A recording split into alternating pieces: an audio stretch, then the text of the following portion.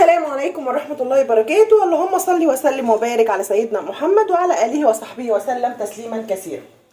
تعالوا نشوف كده هنعمل ايه. انا النهاردة ان شاء الله هعمل كشري مصري. ماشي، تعالوا بقى نشوف هنعمل الكشري ازاي مع شيمو. النهاردة هناكل كده، فقلت اصور لكم. انا بصور لكم الاكل اللي احنا بنعمله او هناكله يوم بيومه. تمام، تعالوا بقى. انا حطيت حبة زيت، تمام، وهبتدي اقطع البصل بتاعي او الورد اللي هو بيتحط فوق الكشري. هقطعه جوليان. هجيب فص توم كده، هخرطه مع البصل عشان يستحمل ويتحمر معي، عشان يدي البصل طعم حلو. تمام، همسك البصل بتاعي كده. بصوا، ممكن نقطعه 4 كده بالشكل ده، ونبتدي نقطع كده. تمام، بالشكل ده كده.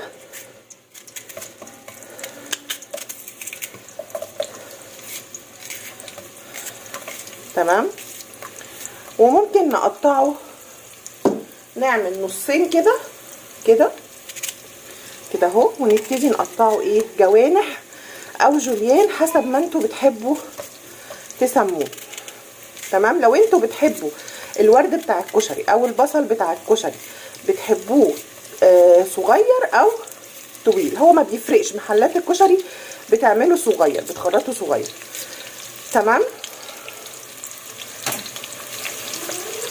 تعالوا بقى نكمل البصل بتاعنا. انا عامله 4 بصلات كده، هخرطهم واحمرهم بالشكل اللي انا ايه شايفاه. طيب اهي دي بصلايه كبيره، حتى فيها 2، فهعمل كده 4، ودي هقسمها على 2 اللي فيها، وهبتدي اخرط كده. الاساس الكشري البصل المتحمر والزيت المتحمر في البصل، سواء في الصلصه بتاعته او في الكشري نفسه ذات نفسه.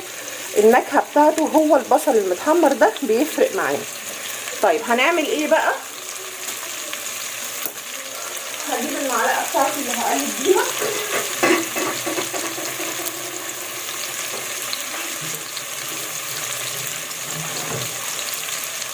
عشان توحدي اللون في بصله الكشري.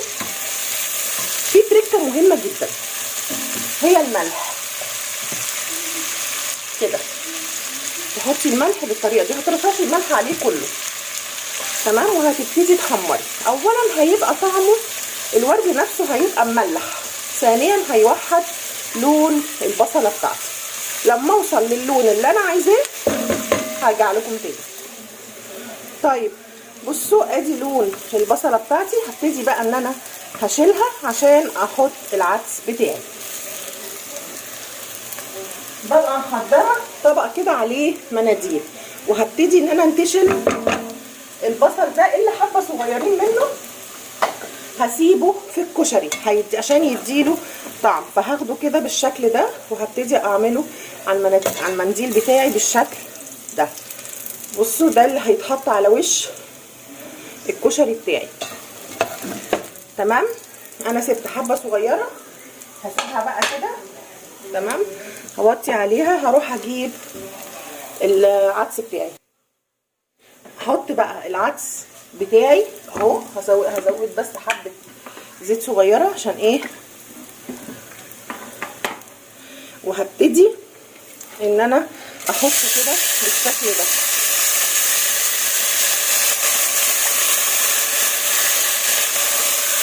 تمام،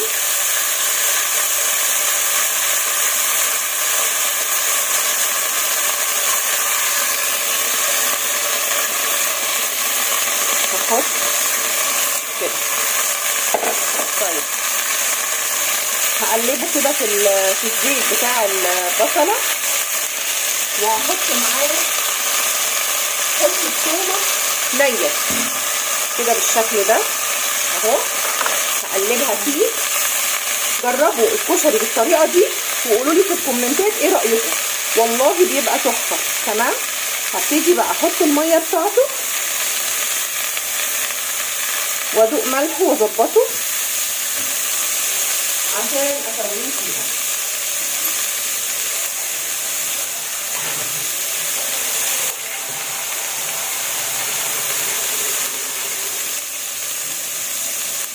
اهو الله على الريحه، الميه بتاعته اهي. طيب هحط ايه بقى في الميه؟ طبعا الملح، عايز ملح هظبط الملح بتاعي اهو. هحط فلفل اسود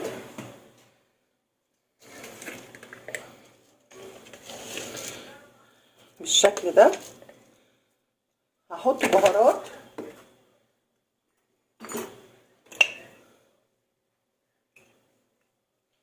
اهي، معلقه بهارات واحده. وهحط كمون. تمام.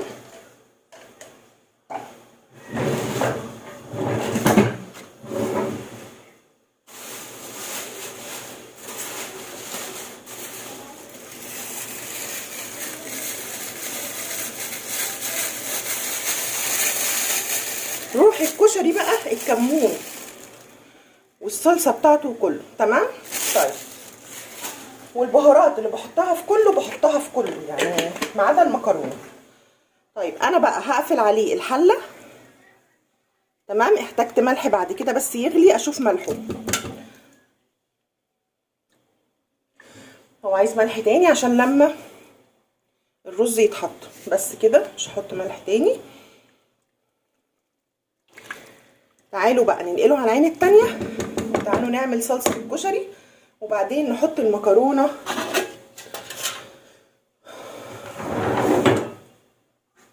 تتسلق، يبقى كل الكشري بتاعي ايه جاهز اهو. هنقله على العين التانية كده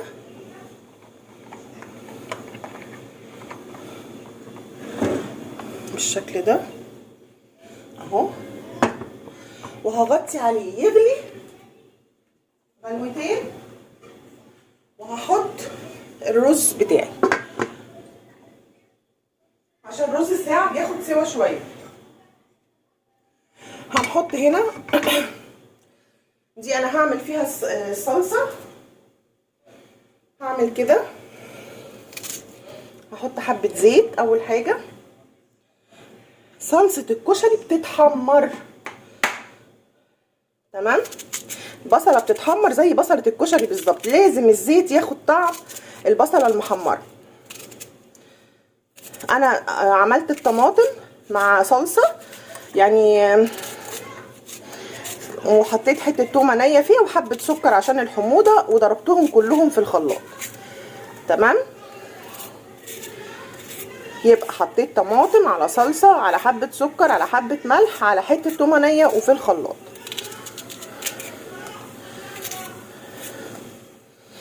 هحمر بقى الايه البصلة دي بالشكل ده كده اهو. ادي البصلة عندي بتتحمر اهي.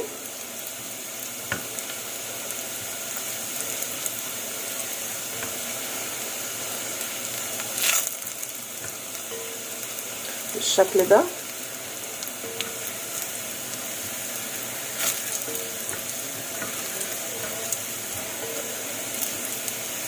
اتحمرت خالص اهي، والطعم الزيت نفسه خد ريحه البصله. هحط حته توم بقى كده احمرها غير التومه النيه اللي انا حطاها في الصلصه.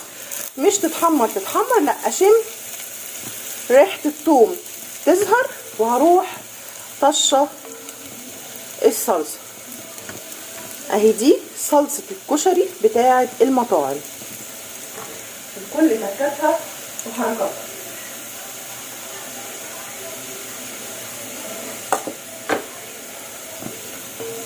اهو ريحتها طلعت. احط الصلصه بتاعتي كده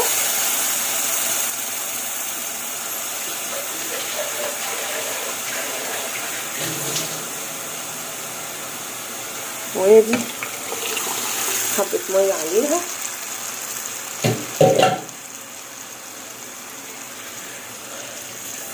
علشان ده صلصه مضروبه سك على يعني طماطم على صلصه سك.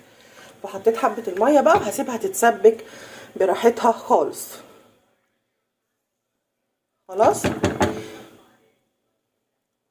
هحط ايه بقى؟ هحط حبه ملح، هحط حبه كمون وفلفل اسود اهو، فلفل اسود اهي، كمون،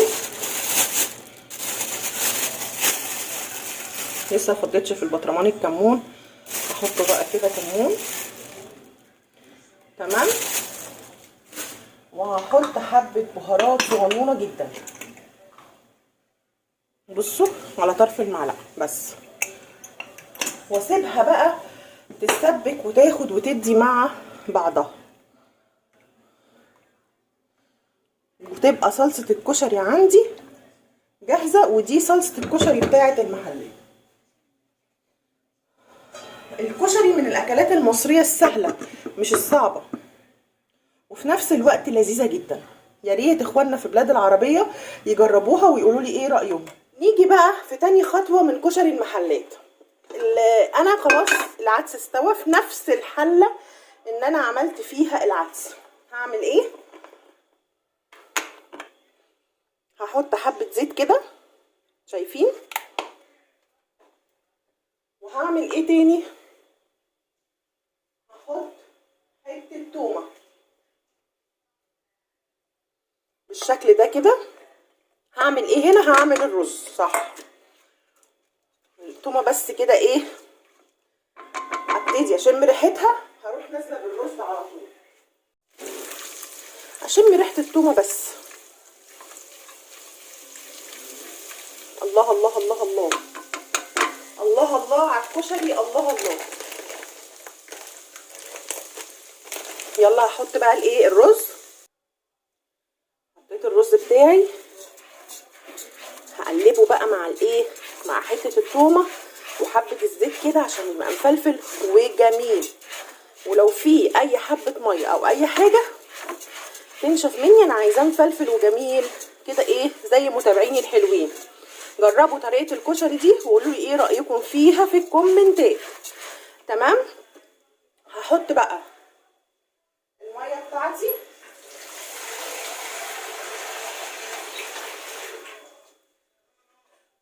حطوا اللايك ما تنسونيش وحطوا اللايك. حطيت الميه بتاعتي كده وهبتدي بقى ايه، اسوي الرز. تمام. في نفس حله العدس. ده رز يا شيمو المحلات غلبه وكل حاجه في حله، لا مفيش كل حاجه في حله والكلام ده. احنا عايزين ايه؟ نحط له ايه بقى؟ نحط له حبه ملح اهو،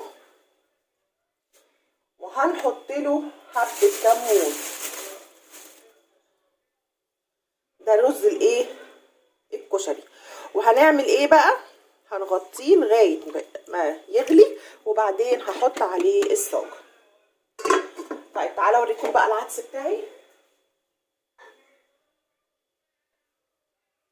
اللهم صل على النبي. العدس بتاعي مفلفل وجميل ومستوي واخر سكر.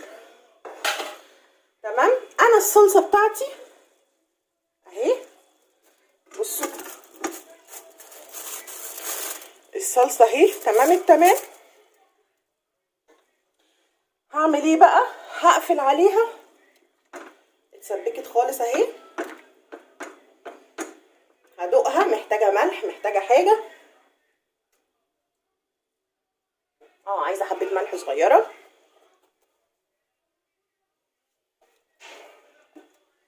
وعايزه حبه فلفل اسود كده.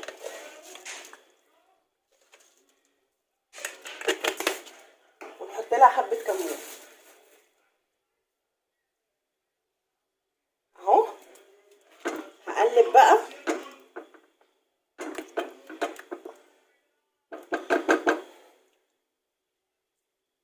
الله الله الله الله الله. يا ما نفسي ادوقكم كلكم. من الحاجات اللي انا بتمناها. خلي بالك انت لما تسوي العدس لازم تسيبيه يتهوى سنه كده تمام عشان ما يعجنش. بس كده هحط ميه المكرونه انا مجهزاها،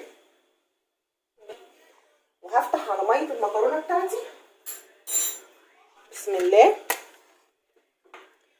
طب انا هسلق مكرونه ايه؟ مكرونه مرمريه على مكرونه سباكيتي. اهو ادي الميه. بصوا يا حبايبي ادي المكرونه اهي مفلفله وجميله. هنعمل ايه بقى التريك؟ احنا لازم نهويها زي احنا ما هوناها كده.